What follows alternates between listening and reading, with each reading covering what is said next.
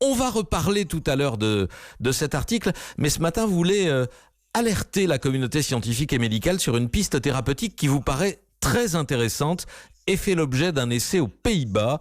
C'est le vieux BCG, le vaccin contre la tuberculose. Sur quoi se fonde votre raisonnement ? Eh bien, le professeur Didier Payen et moi-même travaillons ensemble main dans la main depuis maintenant près de 3 mois sur cette Covid-19. Didier se trouve être un des spécialistes experts internationaux de ce qu'on appelle la réponse inflammatoire de l'hôte, c'est-à-dire nous, c'est-à-dire notre capacité et celle de notre système immunitaire à répondre vis-à-vis d'une agression par un agent pathogène, en l'occurrence le virus SARS-CoV-2.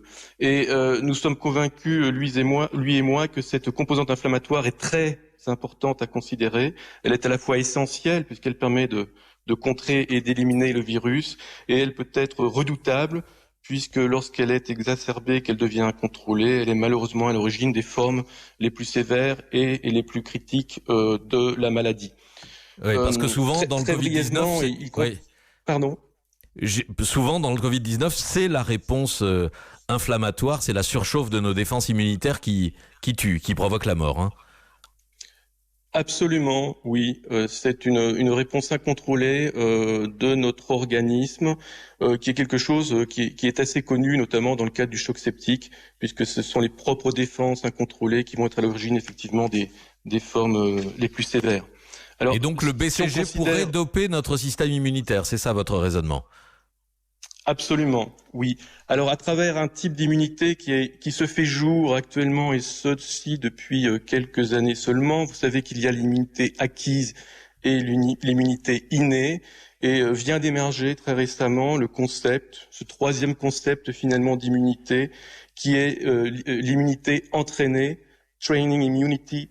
Trained immunity, où finalement notre système immunitaire inné peut être prévenu et s'adapter de manière à lutter contre les formes les plus sévères des maladies infectieuses, et dont nous pensons que ça puisse être le cas effectivement pour la maladie Covid-19.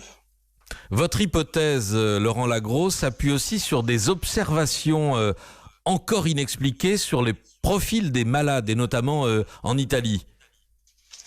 Oui, absolument. Il y a en fait, si ce n'est actuellement un faisceau de preuves, nous n'en sommes pas encore là. Il y a notamment un faisceau effectivement d'arguments. On peut reprendre effectivement cet exemple italien où nous